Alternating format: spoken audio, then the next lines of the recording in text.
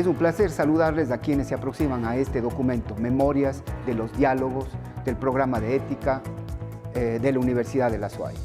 Para nosotros es altamente satisfactorio presentar un documento novísimo, en un formato novísimo, que no solamente es la grabación de aquellos eventos que sucedieron, sino que es el diseño que permite que unas memorias digitales se presenten.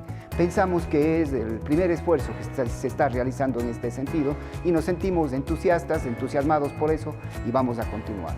El objeto de estudio es trascendente, el objeto de lo que ustedes van a ver es trascendente, porque es la ética, la reflexión universitaria y ciudadana de la ética como un elemento indispensable tanto a las profesiones como a las áreas del conocimiento. Pensamos que es un aporte, para nosotros es un punto más de llegada, pero de ninguna manera algo que se detiene porque estamos compelidos y comprometidos para el mejoramiento de la vida en todas sus fases. Muchas gracias.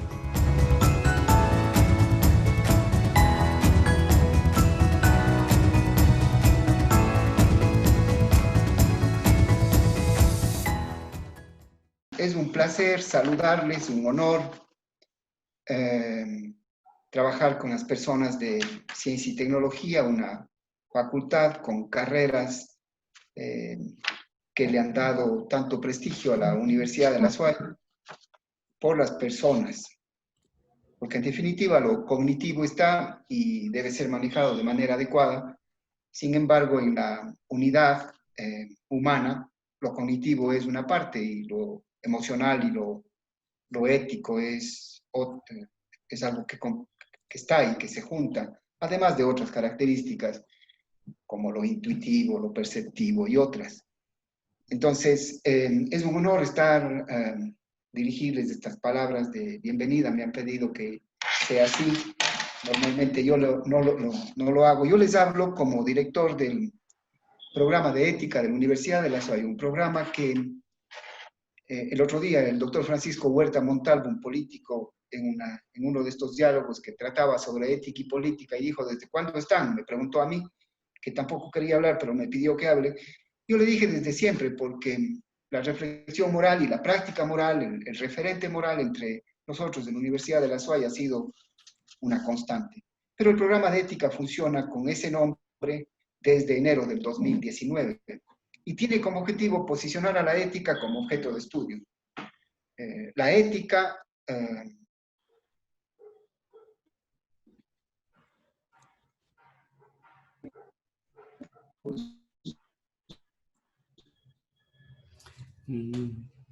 porque todos los seres humanos tenemos opiniones sobre lo que está bien o lo que está mal, y las opiniones son espontáneas, son culturales, y eso está muy bien.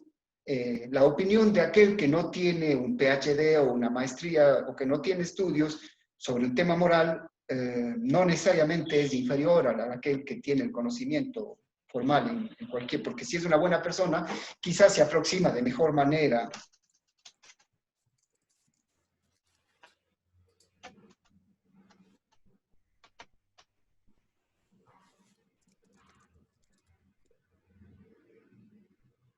Algo pasó con Juan Carlos, con Juan, perdón.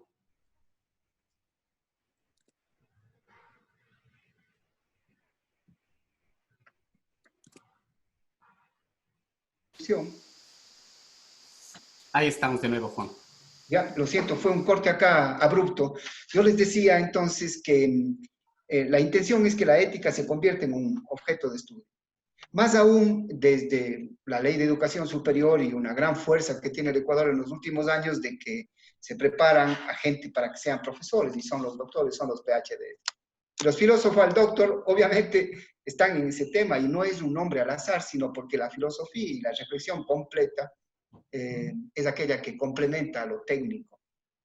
Entonces, un doctor, un PhD, es aquel que está en lo suyo, pero también está en todo el resto, en la vida humana. Entonces, ese es el objetivo, plantear, y tenemos una buena página. Yo les invito a los distinguidos asistentes para que miren la página de la universidad, que es etica.uasuay.edu.es. Entonces, estamos en eso. Y tenemos una institucionalidad, estamos reconocidos por la institucionalidad universitaria. El señor rector emitió un instructivo, analizamos proyectos de investigación que tienen a la ética, recomendamos su el trabajo no sobre eso. A nivel interno tenemos en el grupo de ética, el programa de ética está, hacemos estas cosas que les digo, está un grupo de ética que recibe a gente que proviene de cada una de las 6 facultades de la universidad. Por la Facultad de Ciencia y Tecnología está el ingeniero Juan Carlos Malo, Santiago Jara por la Facultad de Ciencias Jurídicas y 4 profesores más por las 4 restantes facultades. Y tenemos también distinguidos amigos, hemos sido promotores y trabajamos con ellos de la Red Universitaria y Ciudadana de Ética y de Bioética, RUSEB, que tiene iniciativas y que generó un congreso que se suspendió en principio, un congreso internacional sobre el tema de ética, universidad y sociedad, que iba a tener lugar en el mes de octubre por el Bicentenario. Se suspendió, pero que ahora lo hemos retomado con el apoyo de toda la universidad y con el rector a la cabeza. Entonces, lo que va a pasar ahora en esta conversación es algo que se proyecta al mes de noviembre. Tenemos grandes invitados que han sido ya las invitaciones cursadas, esperemos a ver qué nos dicen. Va a ser un congreso virtual. El doctor Amartya Sen, un premio Nobel en Economía del año 98, la doctora Adela Cortina, el señor Leonardo Bob, doctor Leonardo Bob y varios más. Entonces, sin reflexión moral y sin sustento teórico doctrinario de esa reflexión moral y de ese acerto moral, un poco como que no podríamos ser universitarios. Si decimos que las cosas son éticamente buenas y nuestras demostraciones sobre la eticidad de esa acción puede ser que se queden en lo técnico, cuando hay una especificidad pura de la ética que debe ser alcanzada poco a poco por nosotros para que nuestra masa crítica en ese sentido suba y nos permita una trascendencia social, porque la ética permite ver la supervivencia y permite salir de una racionalidad únicamente conectada con lo científico y lo tecnológico para una racionalidad mucho más amplia, que es la racionalidad de la trascendencia, la racionalidad de la supervivencia, la racionalidad del todo. Sí, la razón igual a ciencia, sí, para algunos. Personalmente no estoy en eso. Yo creo que la razón nos permite comprender la vida, la moral, la ética y la proyección. Ustedes son bienvenidos. Es un honor para el programa y para el grupo de ética recibir una conferencia de estas características. Así presento este diálogo importante, el número 20 o 21 ya desde que empezamos en la tercera semana de mayo, y que nos lleva hacia el Congreso de noviembre, de la última semana de noviembre, el Congreso de Ética, Universidad y Sociedad. Distinguidos invitados son bienvenidos y dejo con ustedes con la palabra de Daniel, quien es el moderador y a quien le doy la posta para continuar con este evento. Muchas gracias. Gracias, Juan. Buenas tardes con todos. Para nosotros como Escuela de Ingeniería Electrónica, en primera instancia, cabe recalcar que somos la primera escuela de la Facultad de Ciencia y Tecnología que está dictando charlas en cuanto a ética. Para nosotros creo que eso también es un halago que hayan contado con nosotros y agradecemos al Comité de Ética también por eso. Nosotros, y voy a destacar una de las frases que tenemos dentro de nuestro perfil profesional que se encuentra dentro de la página de la universidad. Si bien no está en la página del Comité de Ética, podemos incluirla, Juanito, porque en nuestro perfil profesional, justamente cuando estábamos redactando el proyecto de carrera, siempre nos pareció importante el componente ético. En el perfil profesional de la carrera, nosotros mantenemos la idea de una escuela de ingeniería electrónica que no solo busque profesionales técnicos profesionales con un alto nivel técnico, sino también seres humanos comprometidos éticamente con la sociedad para un desarrollo integral de nuestro entorno. Esa es la frase que está, si ustedes ven en la carrera de pregrado de la Escuela de Ingeniería Electrónica, esa es la primera frase que van a encontrar. Consideramos bien importante justamente trabajar con los estudiantes, y no solamente con los estudiantes, sino con toda la sociedad y el entorno en el cual nos desenvolvemos, con el respecto al temas éticos, temas de responsabilidad, que también consideramos que son bastante importantes. El día de hoy vamos a presentar como Escuela de Ingeniería Electrónica a través del ingeniero Juan Córdoba como conferencista principal y la intervención de la comentarista Marcela Gómez, la charla que hemos denominado Ética, Técnica y Sociedad. Les voy a compartir ahorita la pantalla para mostrarles los currículums de los presentes.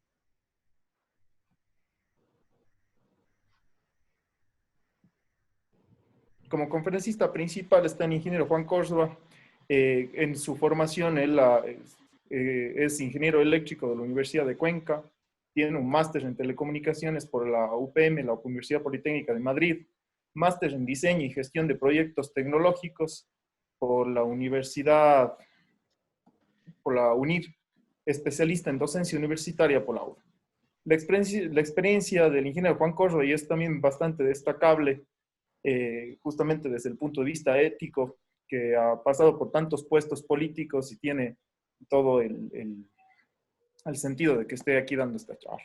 Profesor de la UDA, de la Universidad de Cuenca, de la Politécnica Salesiana, superintendente de telecomunicaciones, gerente de interconexión de CNT y también gerente de telecomunicaciones de ETAP. Actualmente se desenvuelve como profesor investigador de la Universidad de la SUAY, es miembro de la Junta Académica de la Escuela de Ingeniería Electrónica, secretario ejecutivo de MetaRed Ecuador, investigador en el proyecto denominado Estado Actual de las TIC en las universidades ecuatorianas. Como comentarista vamos a tener a Marcela Gómez, una exalumna justamente de la escuela con la cual conllevamos una relación bastante cercana. Es ingeniera electrónica de la Universidad de SUAY, máster en telecomunicaciones por la Universidad de Pittsburgh, tiene un doctorado en ciencias de la información con concentración en telecomunicaciones de la Universidad de Pittsburgh. Actualmente y como experiencia se desenvuelve como investigadora dentro de la Universidad de Pittsburgh, además como profesora asistente de la universidad, docente de la Universidad de la SUAY. También veo que nos ha puesto que es miembro del Centro de Gobernanza y Mercadeo de la Universidad de Pittsburgh. No sé si lo traduje bien, pero creo que es así. Y también miembro del como grupo de investigación de tecnología y gobernanza cooperativa de la Universidad de Pittsburgh. También cabe destacar, el día de hoy Marcela va a empezar el módulo de la maestría de telecomunicaciones que se denomina, el módulo que se denomina comunicaciones inalámbricas. Entonces, estamos aquí también con estudiantes de la maestría de telecomunicaciones, estudiantes de pregrado, que les veo que están algunos inscritos, y además del público en general. Para continuar con la exposición, voy a dejar ahora ya para que haga la exposición el ingeniero Juan Córdoba. Ingeniero Juan Córdoba tendrá 20 minutos para realizar la conferencia. Luego de eso tendremos 10 minutos de intervención de Marcela como comentarista. Daremos 10 minutos más para preguntas de los asistentes que las pueden ir realizando en el chat. Yo me encargaré de darlas a conocer al conferencista y a la comentarista. Y por último, tendremos las conclusiones para dar por terminada la conferencia. Entonces, ingeniero Juan Córdoba, le doy el paso para que continúe usted. Gracias. Muy bien, ¿se ve la presentación en la pantalla? Daniel. Sí. Ya, muchas gracias. Muy bien, buenas tardes con todos, estimados estudiantes de pregrado, de posgrado y amigos que nos acompañan en esta tarde. Inicio aclarando que no soy un experto en temas relacionados con la filosofía, pero sí he aprendido de las experiencias positivas y negativas durante muchos años de servicio al país en el área de telecomunicaciones y la docencia universitaria. Les propongo iniciar con la siguiente interrogante. ¿En qué grado, como decía Daniel, nuestra vocación, profesión y la tecnología en general la ponemos a disposición de la sociedad de una manera ética? Bien, vamos a empezar. La vida en sociedad nos obliga al establecimiento de una serie de normas para regular la convivencia. Y estas normas se reúnen en los órdenes normativos. Estos órdenes normativos pueden ser de carácter moral, de carácter social y también están relacionadas con el derecho. En lo que se refiere al orden moral, es un conjunto normativo endógeno, es decir, propio del sujeto. El sujeto se autoimpone un código de conducta. El individuo lo interioriza y acepta como si fuese obligatorio para él. No existe una sanción externa por incumplimiento. Pongo como ejemplo la caridad. Es decir, si uno no practica la caridad, no es que existe una ley para que le sancione, ¿no es cierto? Eso es una característica, un orden de tipo moral. También tenemos usos de tipo social, ¿no es cierto? Estos usos sociales son de orden exógeno, es decir, fuera del sujeto. No están perfectamente codificados. Por lo tanto, los usos sociales se caracterizan por su arbitrariedad, por su subjetividad y por la aleatoriedad. No existe tampoco una sanción externa por incumplimiento. Estoy poniendo otro ejemplo, la forma de vestir. Nadie le va a sancionar, a menos que esté sin ropa, nadie le va a sancionar por la forma como está usted vistiendo. Esto, si bien es algo exógeno, porque es la sociedad la que impone, en todo caso no es de obligada de cumplimiento y no existe una sanción expresa. En cambio, la tercera parte, el derecho, sí es un conjunto normativo exógeno, es decir, de fuera del sujeto. Y aquí sí significa un código de conducta de origen externo. El comportamiento desviado genera inmediatamente una reacción externa de carácter coactivo. ¿Qué significa eso? Que en resumidas existe una sanción. El incumplimiento de una de las normas de derecho, ya sea del tipo civil, del tipo penal o de otros, significa una sanción. Pero ya vemos que el orden normativo no solamente tiene que ver con el derecho, es decir, el cumplimiento de las leyes no es suficiente para el actuar de las personas. Más o menos coincido con lo que decía Juan, ¿no es cierto? Tenemos dos partes y yo voy a ahondar en ese tema. La parte del derecho es de obligación, por supuesto, ¿no es cierto? Pero esta parte moral y esta parte social la que nosotros la debemos trabajar. Es así que la ética, por su parte, estudia en cambio el valor moral de los actos humanos. Es decir, la ética va a atacar el orden moral y el orden social, ¿no es verdad? Que son los valores humanos, que son los que nosotros vamos perfeccionando a lo largo de nuestra vida.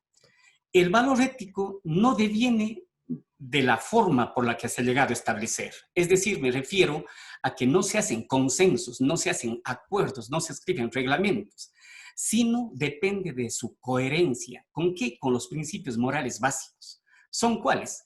Los de la ley natural. Uno dice, esta es la ley natural, ¿no es cierto? Los del bien común, los del buen sentido.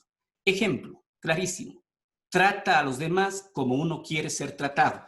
Disculpe, yo tengo ya mi edad, entonces me gusta siempre estar con estos dichos, pero es fundamental, ¿no es cierto? Esto nadie nos ha enseñado, pero sí lo decimos desde que somos pequeños. Tratar a los demás como uno quisiera ser tratado, ¿cierto?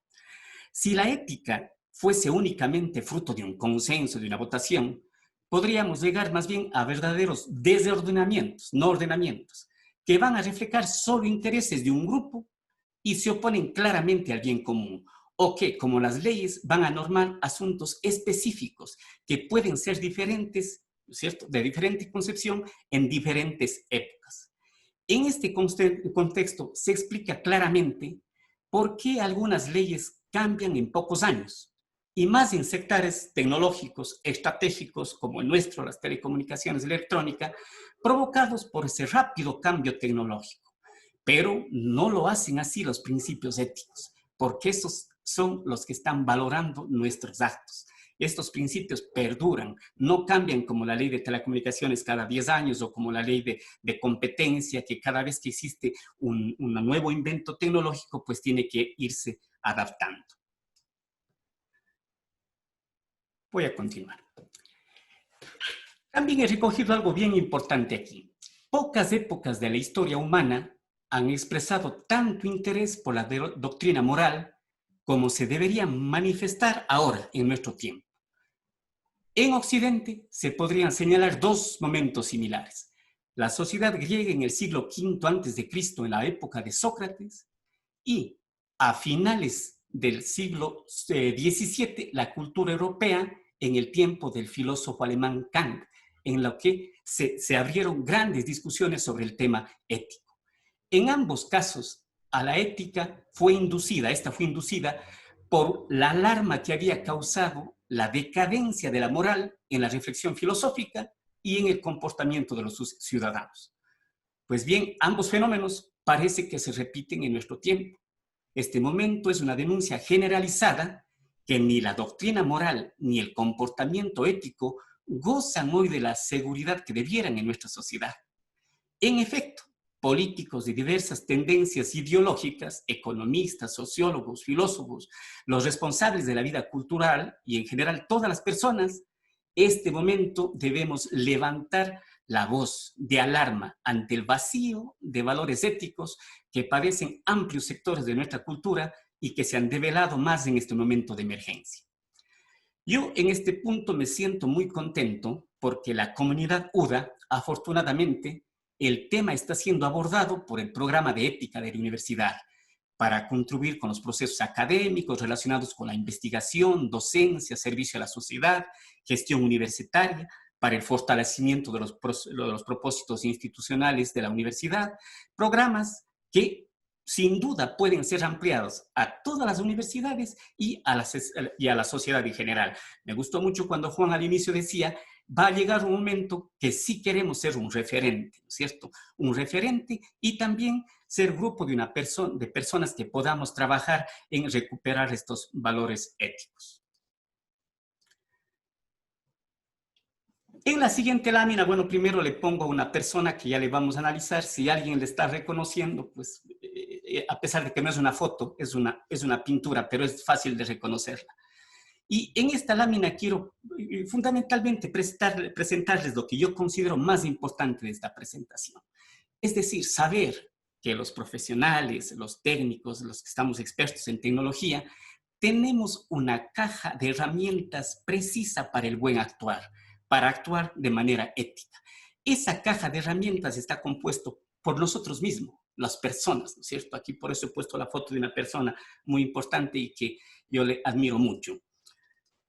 Y, de hecho, esa caja de herramientas tiene dos partes y nosotros somos soma, ¿cierto? Es decir, el soma está relacionado con nuestra afectividad. Está relacionado con ¿qué nomás? Está relacionado con las pasiones, con los sentimientos, con las emociones. Está relacionado con la parte física, con la corporabilidad, ¿cierto? Está relacionada con los sentidos, los deseos, los instintos. Y todo esto conforman nuestra parte que le llamamos irracional. Entonces, miren, con estas pasiones que tenemos que controlarlas, sin embargo, estos están presentes en un ser humano. Pero por otro lado está la parte más importante, que es el psiqui. En esa parte nosotros vamos a tener el intelecto. El intelecto como parte de esta caja de herramientas que nos ha dado la naturaleza, ¿no es cierto? Y en el intelecto, ¿qué está? La inteligencia. ¿Para qué? Para descubrir la verdad. Está la voluntad. ¿Para qué? Para poder decidir. Está la memoria, para recordar, para no olvidar las cosas, ¿no es cierto? Posiblemente perdonar y no olvidar, ¿sí? Entonces, esto ataca directamente a nuestro corazón. Y esta caja de herramientas fundamental que nos ha dado ya la razón, está acompañada de algo que realmente es lo mejor que podemos tener los humanos. Y se llaman así, por eso se llaman las virtudes humanas.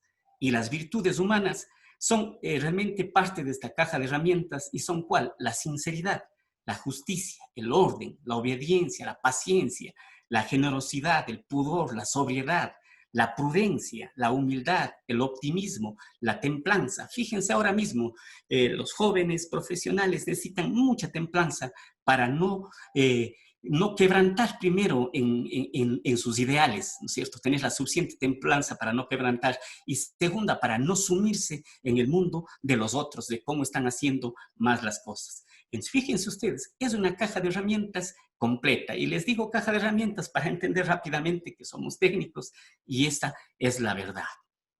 Ahora bien, podemos ver ya como profesionales y como ingenieros. Dado la formación que tengo, me voy a referir a las telecomunicaciones, pero es aplicable a todas las profesiones.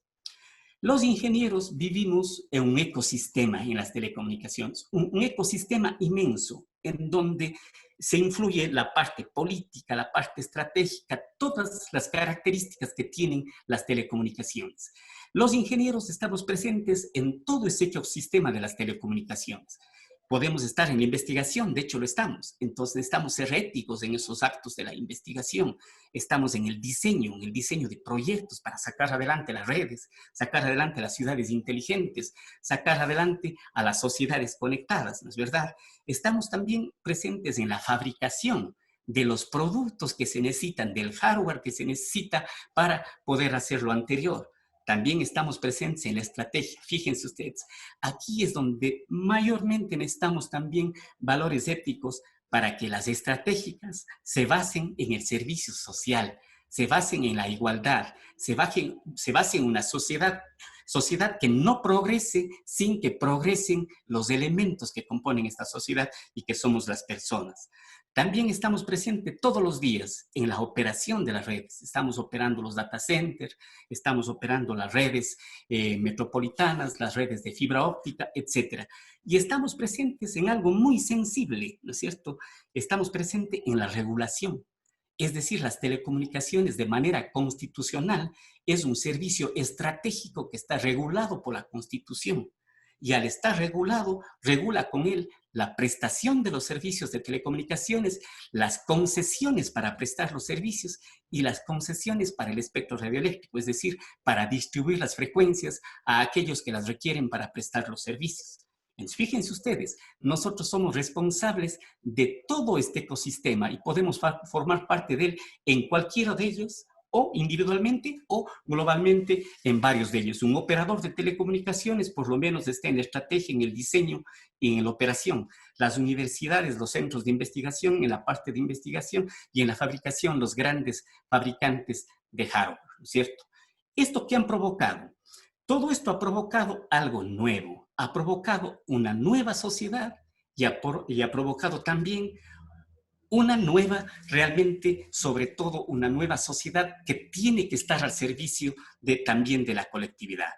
Ahora, ¿para qué hacemos esto y para qué tenemos todo este ecosistema? El objetivo es único. O vamos a entregar un bien o vamos a prestar un servicio, ¿cierto? Entonces, estamos frente a una sociedad a la cual debemos responder y que ha cambiado en función de lo que nosotros hacemos. Esta sociedad la hemos llamado la sociedad de la información, ¿cierto? En donde se incorporan nuevas frases. En esta sociedad, en las sociedades anteriores no habían estas palabras tan terribles. La brecha digital, el analfabetismo digital.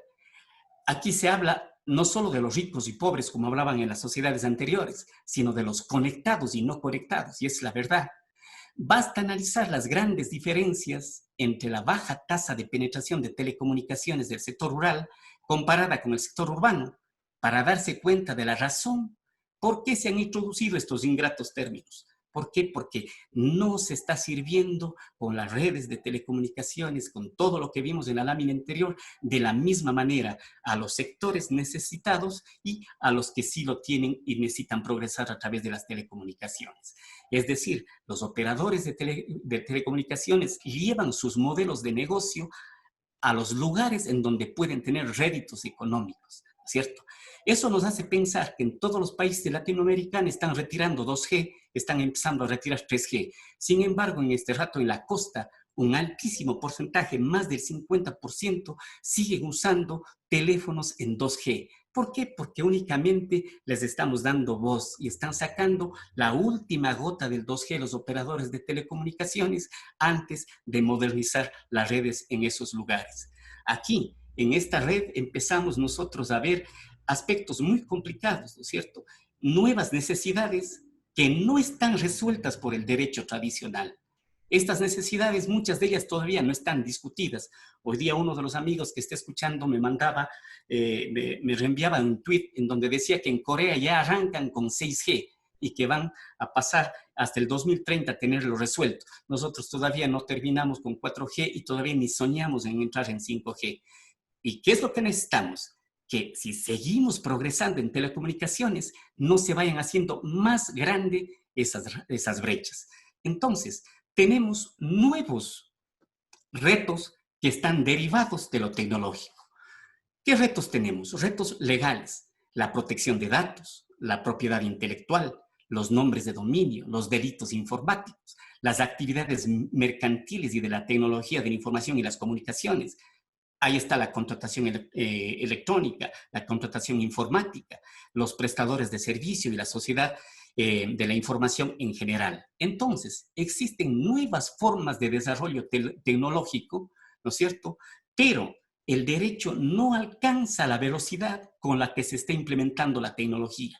Entonces, de nuevo tenemos que recurrir a la caja de herramientas, porque la ética y el buen criterio deben brindar las pautas para la prestación de los bienes y servicios tecnológicos que todavía no están regulados por la ley que está atrás del servicio tecnológico. Esta es también una parte muy importante de mi presentación, porque realmente muchísimas de las cosas que hacemos en telecomunicaciones tenemos que guiarnos por el buen criterio y por la moral.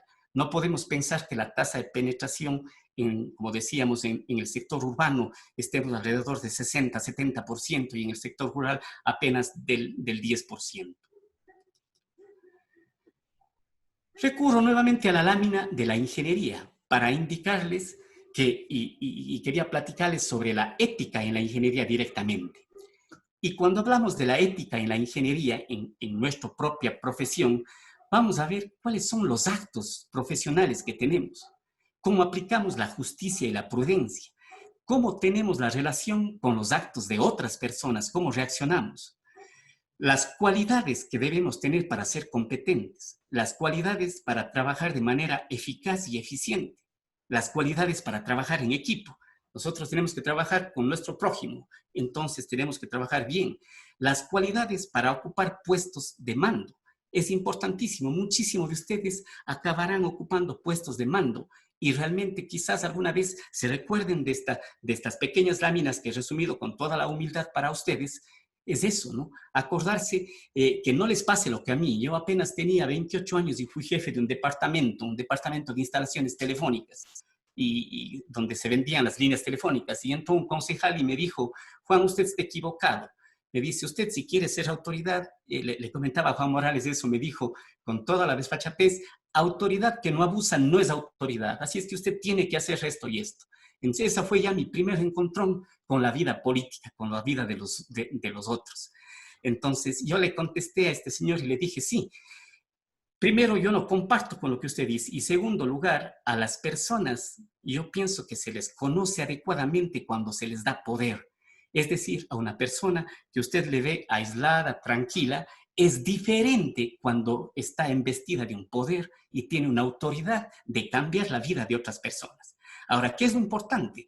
Que estas cualidades sean cultivadas para que ese poder, también alguna vez Daniel, no se ha de olvidar, alguna vez Daniel Iturralde me decía, lo que pasa es que no hay cómo meterse porque la política está tan mal.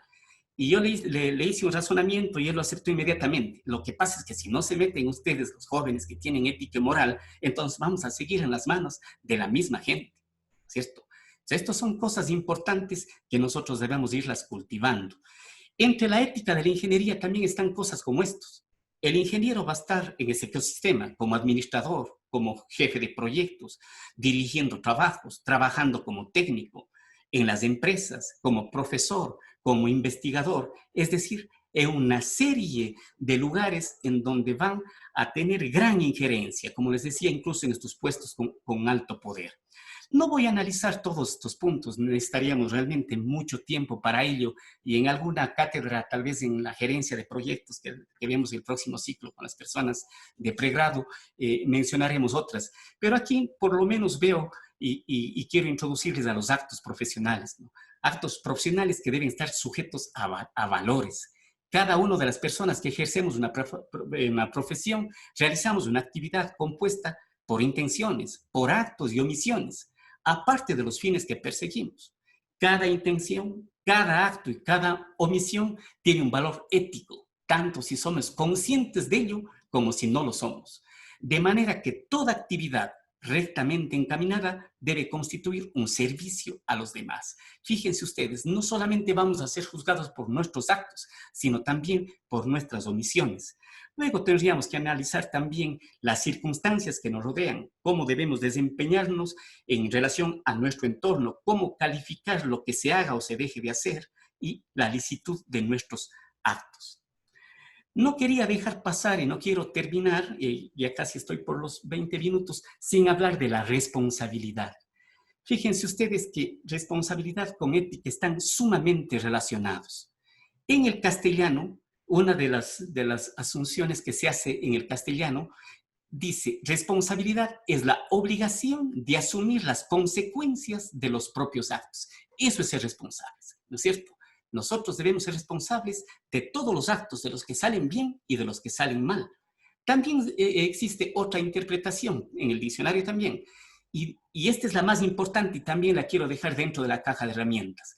Es la cualidad de ver a priori aquellas consecuencias. Fíjense ustedes, responsabilidad, la obligación de asumir las consecuencias de nuestros actos, pero también el ser responsable es tratar de lograr una habilidad para conocer a priori aquellas consecuencias y decir, miren, si hago esto puede pasar esto y esto, ¿no es cierto? Es lo que en los proyectos llamamos la gestión de riesgo, ¿es verdad? Siempre que hacemos un proyecto también hacemos un estudio de riesgo.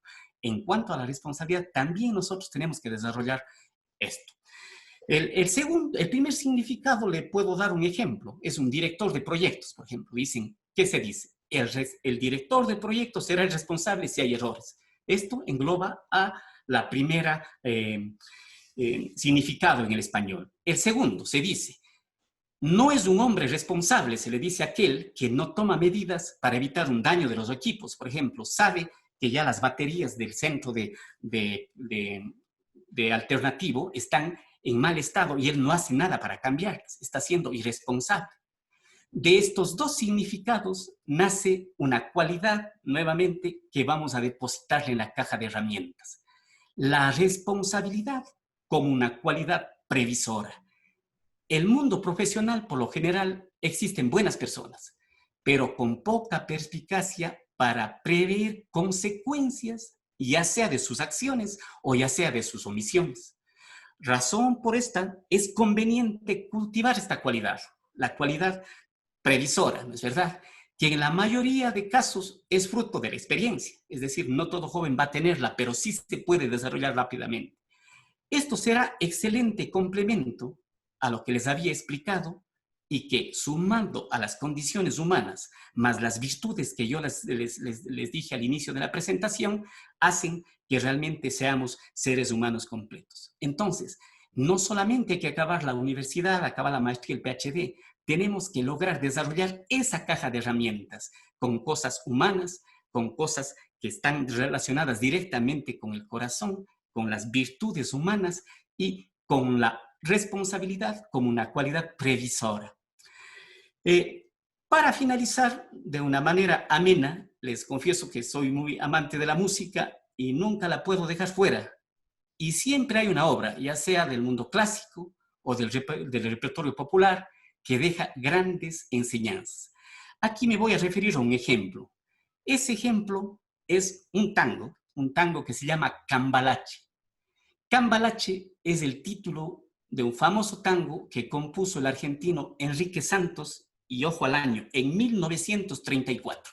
Ahí compuso este tango. La canción, este tango, denuncia diversas problemáticas que se vivían en Argentina durante una época que se le llamó la década infame. En realidad esta década fue más allá, estuvo entre 1930 y 1943. ¿Sí? Ahí se escribió y pongo en negrita la fecha, 1934.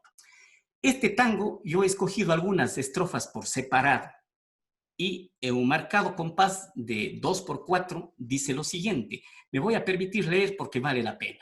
Dice, el tango dice cosas más fuertes. Yo he recogido las partes más poéticas.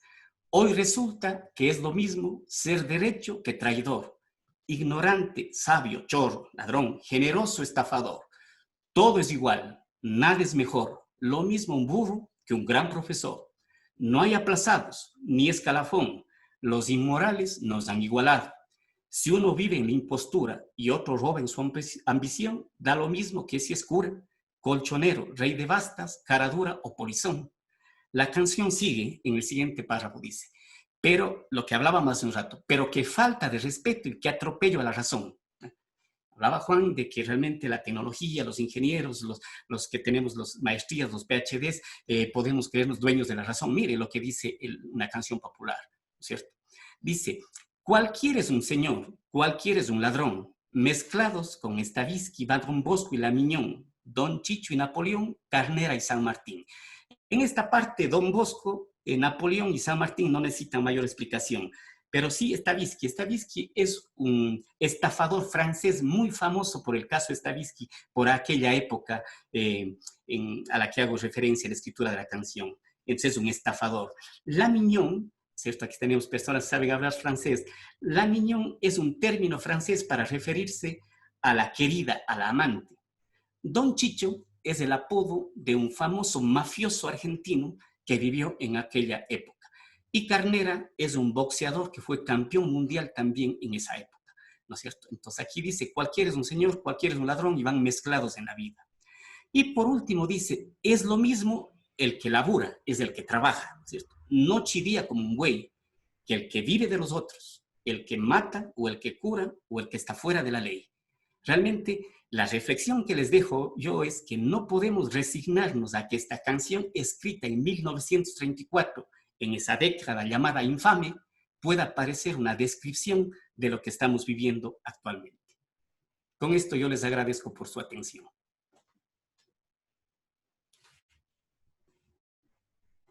Muchas gracias, Juanito. Excelente la presentación, creo que bastante clara. Ahora le damos paso a Marcela. Marcela va a hacer comentarios acerca de la presentación de Juan Corso. Tiene 10 minutos. Primero que nada, buenas noches con todos y muchísimas gracias por la invitación. Es para mí siempre un honor poder ser parte todavía de la Universidad de la SUAY, una universidad que me dio mi formación en ingeniería electrónica, y es un lugar al que siempre tengo mucho gusto de regresar. Espero que mis comentarios hagan justicia a la excelente presentación de Juanito. En general me parece excelente la iniciativa de empezar a hablar de ética dentro de los diferentes aspectos que manejamos en nuestra vida. En particular, siendo miembros de la Universidad de la Facultad de Ciencia y Tecnología, obviamente es importante analizar que la ética no solamente está relacionada con temas sociales, temas de ciencias sociales, temas humanísticos, sino es muy importante también considerarla dentro del tema tecnológico.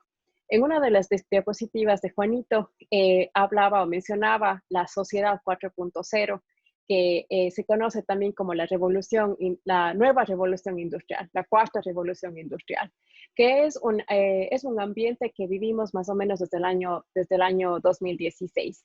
Y este está caracterizado por una gran integración entre el mundo físico y el mundo computacional.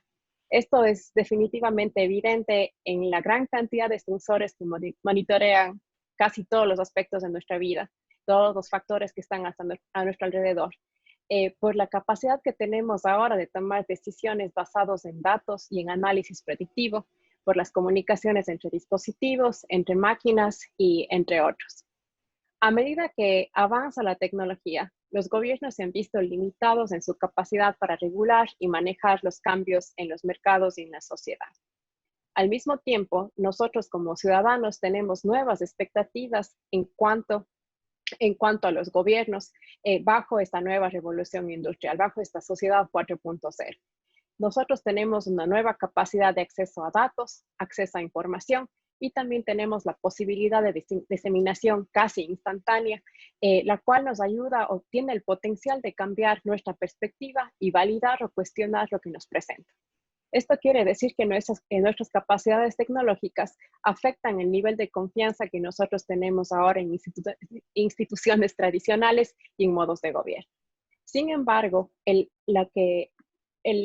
punto que hacía Juanito durante su presentación y que es muy importante, nosotros para poder explotar este potencial de cambio y para poder explotar esta información que tenemos a nuestra disposición, necesitamos ser capaces de discernir la información que encontramos y la información que diseminamos. Tenemos que pensar antes de distribuir la información.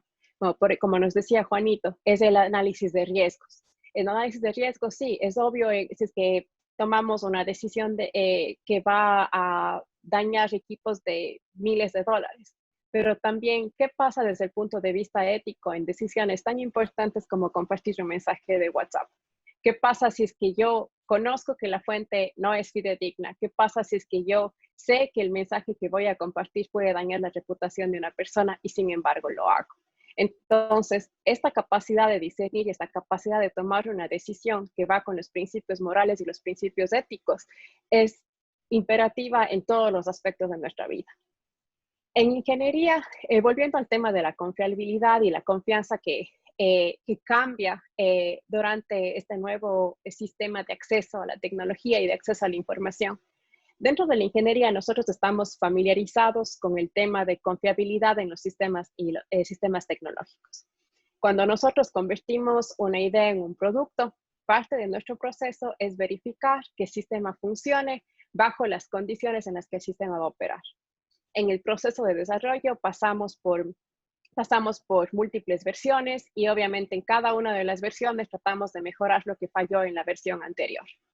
De una u otra forma, nosotros como ingenieros estamos en una posición privilegiada, ya que nuestra formación nos ayuda a entender cómo funcionan las cosas. Cuando era estudiante de ingeniería decía que la ingeniería nos quita la magia de las cosas. ¿Por qué? Porque ya no es simplemente algo que presiona un botón y empieza a funcionar. Ahora sabemos qué es lo que hace que las cosas funcionen. Esto que acabo de mencionar es una faceta bastante técnica de la ingeniería. Una faceta en la que los resultados son claros, son medibles, son cuantitativos y donde tenemos una respuesta correcta y una respuesta incorrecta. Si la calculadora que creamos nos da como resultado que 2 más 2 es igual a 5, sabemos que está mal, sabemos que algo está funcionando, que no está funcionando correctamente. Como mencionó Juanito en su presentación, nosotros tenemos que considerar las múltiples facetas y los múltiples roles que tenemos como miembros de la comunidad. No solamente aquellos roles que significan que vamos a comprobar que la calculadora me esté dando el resultado adecuado. Esto quiere decir que debemos pensar en el impacto que la tecnología que manejamos tiene en la sociedad. Como un ejemplo puntual, podemos pensar en los sistemas de inteligencia artificial y los de machine learning. Si nos enfocamos en el aspecto matemático, nosotros podemos desarrollar modelos de predicción con una exactitud del 99.99%, que minimicen la utilización de recursos computacionales, que maximicen la velocidad de ejecución, entre otros parámetros técnicos. Desde el punto de vista técnico, este puede ser un algoritmo maravilloso. Pero, ¿qué pasa si este modelo que está basado en datos sesgados, está basado en datos sesgados que perjudican a poblaciones vulnerables?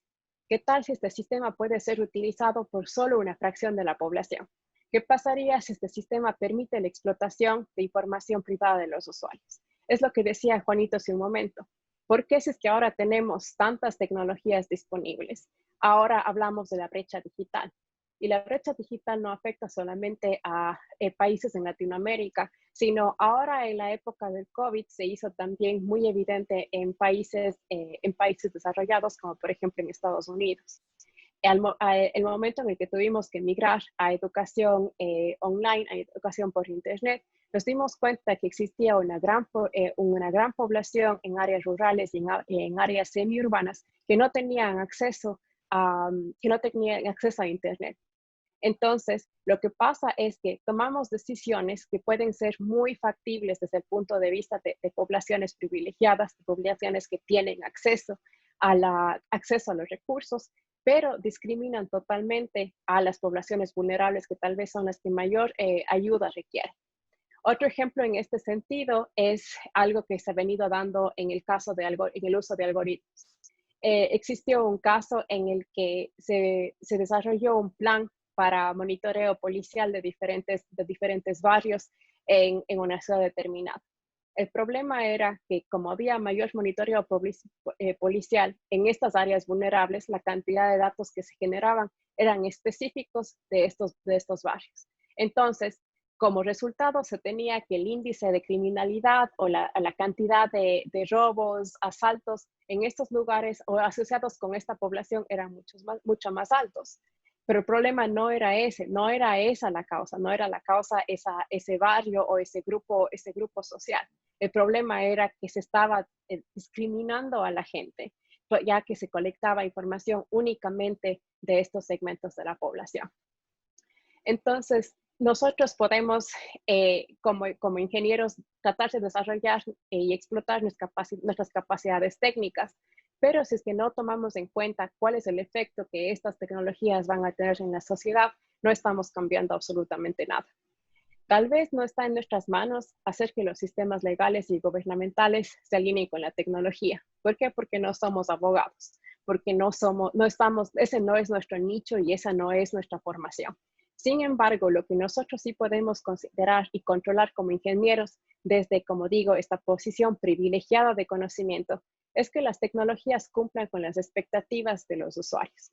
Esto no significa hacer que el dispositivo funcione, y no me voy a cansar de decir esto, no es solamente que se prenda o se apague, que me dé el resultado que espero o que no.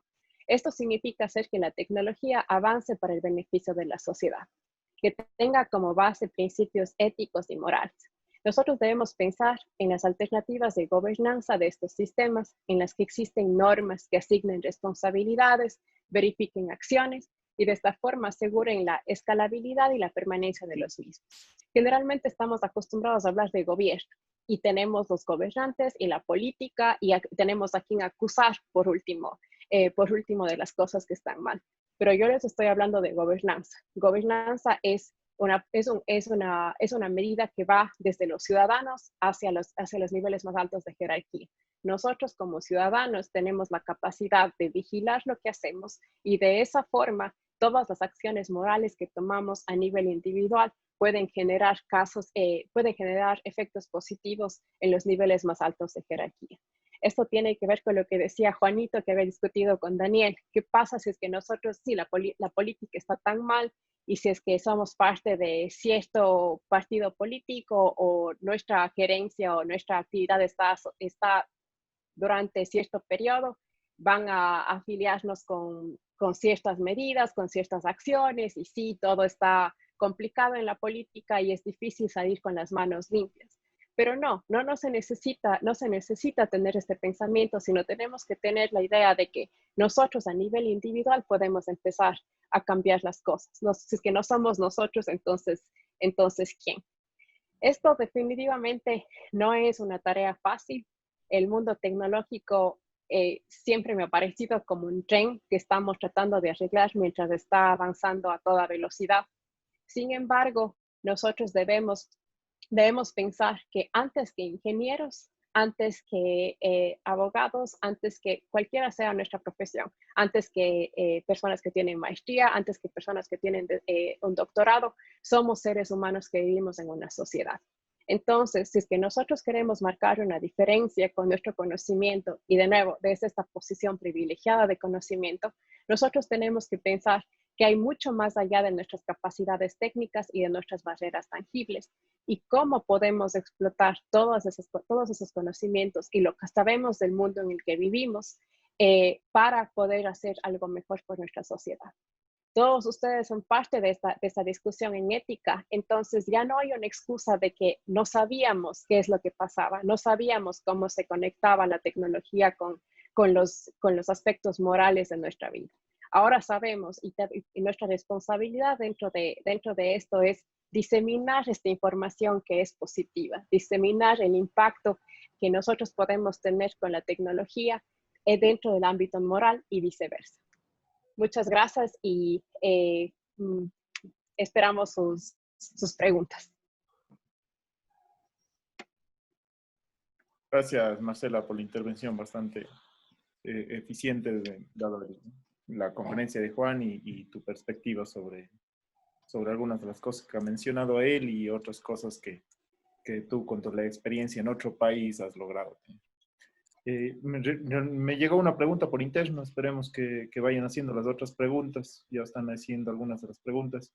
De Sebastián Uguña: buenas noches, ingeniero Córdoba, felicitarle por la excelente presentación. La pregunta es, ¿cómo podemos cambiar la mente de las personas de la nueva generación que hayan formado parte de algún tema de corrupción, ya que la ética viene dictada desde el hogar para que no existen en un futuro actos de corrupción como está pasando actualmente en el país? Gracias, con todo gusto. Miren, aquí justo me recuerdo las palabras de un expresidente uruguayo que decía que realmente la parte ética y moral se aprende en la casa y que a las universidades se va a aprender matemáticas, se va a aprender la ciencia, la física, pero yo pienso que no es así. Tenemos aquí una responsabilidad compartida, a pesar de que es una persona que escribe y habla muy bien este expresidente, pero no tenía razón en esta oportunidad. Yo pienso que en nuestras manos recibimos estas personas que las debemos formar en principios. Y yo les decía claramente, Hoy día, por ejemplo, a algunos de ustedes, a los más jóvenes, no, ajá, por supuesto a los adultos, pero a los más jóvenes les hacía caer en cuenta que son dueños de esta muy linda caja de herramientas y que la tienen que usar. Yo estoy seguro que a veces no podemos nombrar las virtudes humanas y solo se nos ocurren 3 o 4. Nombrarlas a veces es fácil, practicarlas es muy difícil. Yo mismo he luchado con el tema de la templanza, que creo que es la principal cosa que no logro controlar, porque me decido hacer algo y a veces no lo cumplo, ¿no es cierto? A pesar de que tenemos todas las ayudas, todas las agendas, etcétera. Sin embargo, a veces no tenemos la templanza para mantenernos firmes en nuestros actos. Entonces, mire, la única forma que se puede trabajar y eliminar la corrupción es justamente lo que decía Marcela también con la información. Fíjense, está en nuestras manos, tenemos esa posición privilegiada de la que hablaba. Miren ustedes, si tuviésemos controlados los sistemas de datos, sabríamos todos los ciudadanos cómo se están gestionando los contratos del Estado, sabríamos cómo se están invirtiendo los dineros del Estado y podríamos crear grandes observatorios tecnológicos de los temas de corrupción. Sin embargo, allí como que no nos metemos. Medio se automatiza un poco se automatiza el portal de compras públicas, pero hasta cierto punto. Es decir, que pueda controlar el que es jefe de eso. Pero sí podemos llegar a que los ciudadanos comprometidos podamos tener acceso a esa información con inteligencia artificial, con una serie de mecanismos, poderla analizar y determinar también las personas que actúan de esa manera. Ahora, nos falta este tipo de charlas. Yo por eso me presté muy contento cuando usted, Daniel, lo propuso, porque realmente la formación de la Universidad de la SUAY es bien completa. Si nosotros analizamos nuestras mallas tecnológicas, tenemos todas las materias que se deben tener, pero yo creo que no se necesitan solamente este tipo de materias, sino se necesitan llegar adelante, por ejemplo, tener ya jóvenes estudiantes que formen parte de este programa de ética, que este rato Juan lo lidera, Juan Carlos, etcétera, pero que de pronto ya mañana lo lidere un estudiante también, ¿no es cierto?, que forme parte de este grupo. Y esa es la única manera. La única manera es hablando todos los días. Yo les voy a nombrar 1 o 2 actos de corrupción en las que ya sabemos que el hombre tenía la plata en las cuentas, incluso ofreció pagar a plazo los 7 millones que encontró en sus cuentas, y ya no se ha vuelto a hablar más de ese caso. Esto es específicamente el caso Telconet. No se ha vuelto a hablar. Y de muchos casos de que fueron moda 1, 2, 3 días y son actos terribles que nadie más los ha vuelto a escuchar. Entonces yo pienso que la formación en valores y en moral de nuestros estudiantes con lo que estamos haciendo ahora, eso va a servir para que nosotros podamos cambiar las cosas. Gracias, ingeniero Cor. Esta pregunta creo que va dirigida más para Marcela. En su experiencia, ¿cómo han logrado estandarizar la ética en los equipos de trabajo? Creo que la ética es muy difícil de estandarizar. Es muy difícil poner una lista de cosas que tenemos que cumplir, pero sin embargo, y el problema es, y creo que ese es el problema es que nosotros no hemos hablado de ética por un tiempo suficientemente largo.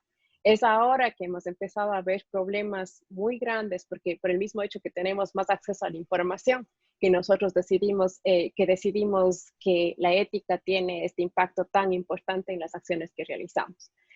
Recientemente, por ejemplo, en la universidad decidimos que tiene que ser parte del currículum de la universidad, tiene que ser parte de nuestras actividades como investigadores. O sea, en general tenemos muchos códigos de ética en el sentido del plagio, en el sentido de respetar los experimentos que se hacen con humanos, con animales y con otros tipos de sujetos. Esas cosas son como que estándares y son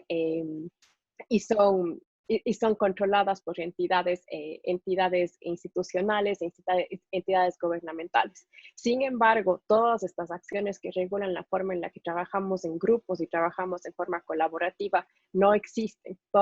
No existen guías que nos permitan decir, bueno, el rato que formamos un grupo cumplo con el paso 1, que es respetar a los demás. Cumplo con el paso 2, que es no interrumpir mientras los demás hablan y cosas así. O sea, me invento puntos extremadamente básicos. Sin embargo, el hecho de que ya estemos hablando de ética y de que nos hayamos dado cuenta de todas las consecuencias que pueden tener el mal uso de las tecnologías y la falta de consideración de todos estos factores hace que empecemos a hablar de esto y obviamente nos da lugar a que formalicemos, el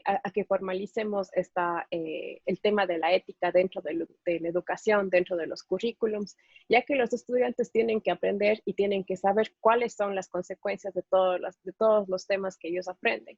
Y obviamente creo que es un proceso no solamente de aprendizaje para los estudiantes, sino para todos en nuestras diferentes facetas. Si nosotros nos familiarizamos más con el tema de ética, podemos traer eso a los grupos colaborativos, podemos traer eso a los grupos de trabajo y obviamente las distintas interacciones que tenemos en cualquier medio que nos desempeñemos. Gracias, Marcelo. Otra pregunta de aquí de Angélica Abad. Buenas tardes, excelente presentación, ingeniero Córdoba. Mi pregunta es la siguiente. Considera que la academia juega un papel muy importante en el desarrollo de las prácticas éticas. Por ello, ¿qué podemos hacer en la facultad para cultivar en los estudiantes las buenas prácticas en el marco de esta pandemia que estamos viviendo? Bueno, y yo sé más o menos, tú también, me conozco bastante, Angélica es mi alumna y una de las mejores a propósito, y sé lo que está pensando también. Yo estoy seguro que también se hace referencia un poco a esta ética como estudiante y a la ética como profesor. Es decir, cómo los profesores estamos afrontando esta época de crisis, preparando de una mejor manera las clases y haciendo incluso un trabajo, yo creo que hasta mejor que el anterior. Nos estamos preparando hasta mucho mejor. Y de la parte de los estudiantes, la parte de ética, tiene que ser esa, responder de la misma manera, ¿no es cierto? Tenemos muchas complicaciones. Tomar un examen de matemáticas en línea es muy difícil. Ahora estamos viendo aplicar mecanismos de proctoring, etcétera, pero es muy difícil tomar un examen de matemáticas. Entonces, sí debemos tener este principio ético también de confiar en nuestros estudiantes, claro, teniendo las medidas pertinentes para que no pase, pero tratar de tener controlado ese tipo de evaluaciones. Ahora, ¿cómo participar, Angélica? Tú eres muy participativa. Por ejemplo, hablaba de estudiantes ya dentro de este programa de ética. Yo estoy seguro, Juan Morales, que debe tener varios estudiantes, pero yo pienso que de la facultad nuestra tenemos que hacer un aporte con un grupo de personas que formen parte de este programa de ética y que le pongamos de moda a las buenas costumbres, la moral y la ética en nuestra facultad, que sí, que siempre las ha habido, que es una facultad realmente a la cual yo quiero mucho y ya estoy acabando casi, voy a jubilarme en ella, pero que realmente sí vale la pena que estos temas tengan realmente una mayor prioridad. Gracias, Juanito. Sí, ahí creo que a Juan le podemos dar la palabra al final para que despida y algunas cosas que podríamos aportar nosotros como Escuela de Ingeniería Electrónica y también como Facultad de Ciencias Tecnológicas. Claro. Antes también hace una pregunta. Excelente presentación para el ingeniero Juan Córdoba. Sé que la ética está en nosotros, los nuevos jóvenes, los nuevos profesionales, y somos quienes debemos sembrar ello. Pero la pregunta es, ¿cómo puedo de manera más rápida implementar ese cambio? ¿Alguna experiencia personal? A él le nace una idea de promover conferencias de este tipo para empresas del sector público. Sí, mire, yo estoy de acuerdo y me imagino algo. Mire, estos días de encierro son súper útiles. Yo estoy pensando en algo, mire. ¿Por qué se develó todo el tema de la salud, la corrupción en la salud? Se develó por el tema de la pandemia, ¿no es cierto? ¿Sí? ¿Por qué se develó la inequidad en cuanto a los servicios de Internet? Se pudo realmente por la pandemia. Entonces, ¿por qué? Porque los ciudadanos nos vimos obligados a ser observadores principales de este tema de la pandemia y el tema de la corrupción. Entonces, yo sí quisiera, por ejemplo, en el programa de ética, ver si podemos trabajar la Facultad de Ciencia y Tecnología en crear un pequeño observatorio de aquellos cargos, por lo menos de los campos estratégicos que están relacionados con nosotros, que podría ser el petróleo, la energía eléctrica, las telecomunicaciones, etcétera, y tener unos pequeños observatorios para que por lo menos estas personas que no las estamos poniendo nosotros en el poder, que son los gobiernos de turno las que les ponen, se sientan observados por gente decente. Y yo estoy seguro que cuando se sientan observados por gente decente, van a tener que actuar bien. Van a saber que hay gente que no tiene rabo de paja y que se puede parar delante de ellos y les puede decir las cosas de una manera adecuada. Fíjense, la Comisión Anticorrupción, etcétera, han sido espacios, pero que siempre tienen a veces su tinte político, ¿no es cierto? Pero si sale de los estudiantes, si sale de las ideas universitarias de gente muy joven que está alrededor entre los 18 y 23 años, yo pienso que van a tener mucho cuidado de sentirse observados por ustedes, por la juventud. Okay. Otra pregunta que tenemos acá de Cristian González. Buenas noches. A su percepción y desde el punto de vista ético, ¿qué parámetros afectan actualmente el desarrollo tecnológico de nuestro país y qué tanto afectan estos parámetros en la brecha digital actual que poseemos y cómo podríamos empezar a hablar de un cambio? Podemos darle esta pregunta para Marcela. Gracias. El problema principal de la tecnología y que resulta en todas estas desigualdades es el hecho de que no se toma en cuenta, se tiene una perspectiva demasiado global de la situación y no se toma en cuenta las necesidades locales de diferentes poblaciones y de diferentes lugares. Por ejemplo, nosotros no podríamos desarrollar un sistema de telecomunicaciones, un sistema de acceso a recursos que sea exactamente igual para todos los sectores del Ecuador. ¿Por qué? Porque no tenemos el mismo clima, no tenemos las mismas necesidades, no tenemos las mismas condiciones. Un aspecto muy importante es el que les decía de la gobernanza, y la gobernanza se encarga de específicamente enfocarnos en las necesidades locales para de esa forma poder resolver los problemas que tienen ciertas poblaciones vulnerables de una forma mucho más efectiva. Nosotros, por ejemplo, si es que ahora en la época de COVID asumimos que todas las personas tienen acceso a Internet de cierta velocidad, como tienen las personas las personas que sí viven en un cierto barrio de Cuenca. Nosotros estamos dejando de lado todas las necesidades que son reales del resto de la población, y es ahí cuando se crean todas estas brechas, cuando se crean estas desigualdades. Es lo mismo que les decía, si es que nosotros tomamos datos que son completamente sesgados, nuestros resultados vamos a obtener resultados sesgados, y eso no va a tener ningún efecto positivo en la sociedad. Por ejemplo, si es que nosotros decimos que todas las personas de cierto barrio hacen algo y tomamos esa información que es completamente sesgada y completamente errónea, vamos a terminar tomando políticas y tomando decisiones que son erróneas, tales como la data. Existe un dicho dentro del área de los datos que es: si es que entra basura, sale basura.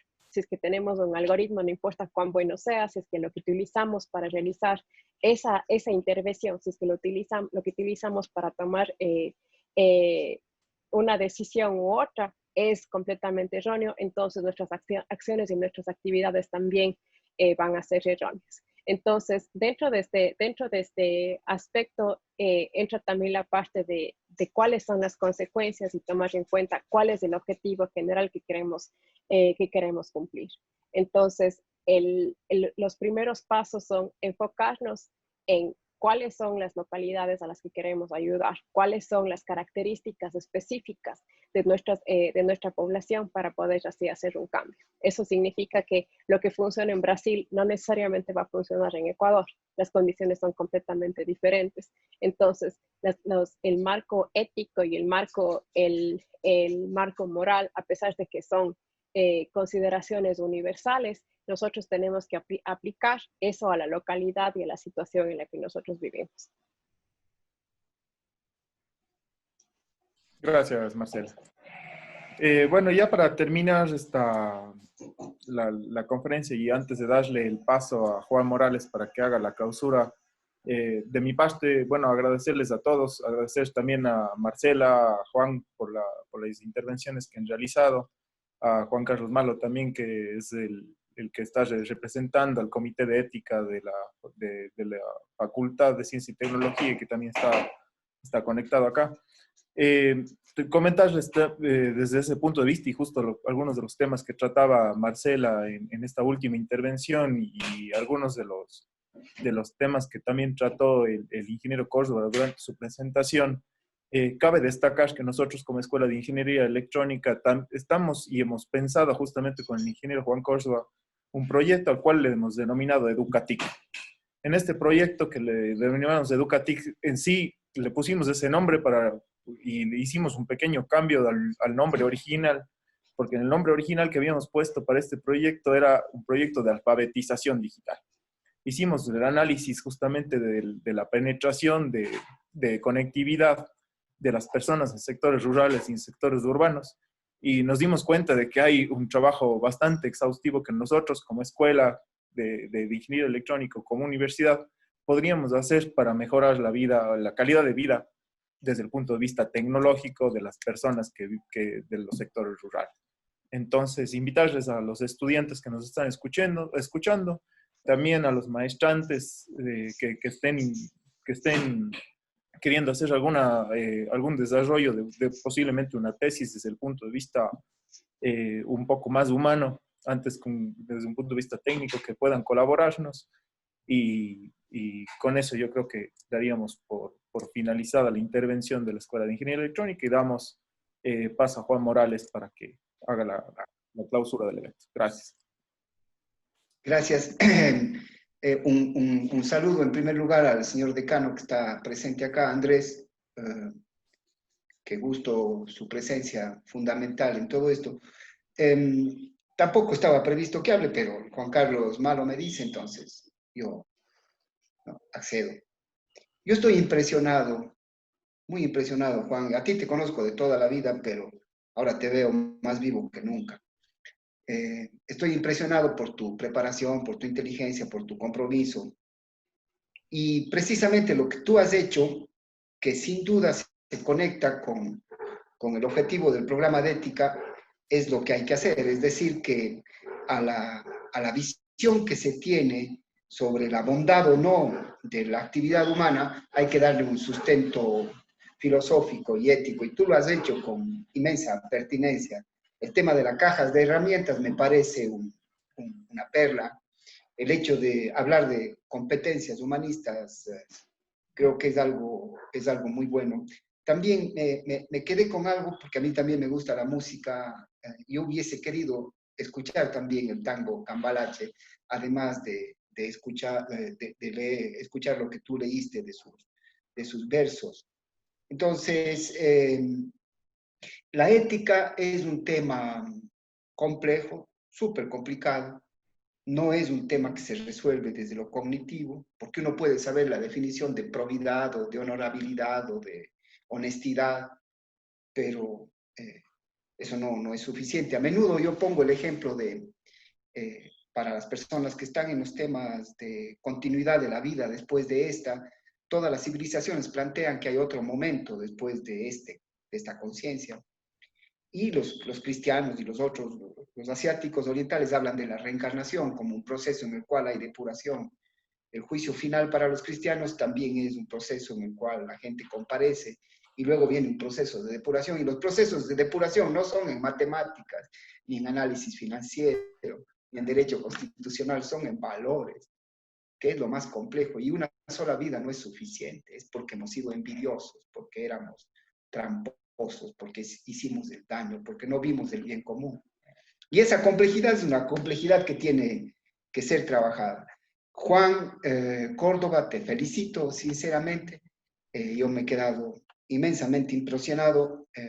Le agradezco mucho, Daniel, a usted por su moderación. El programa de ética no es de la universidad, pues.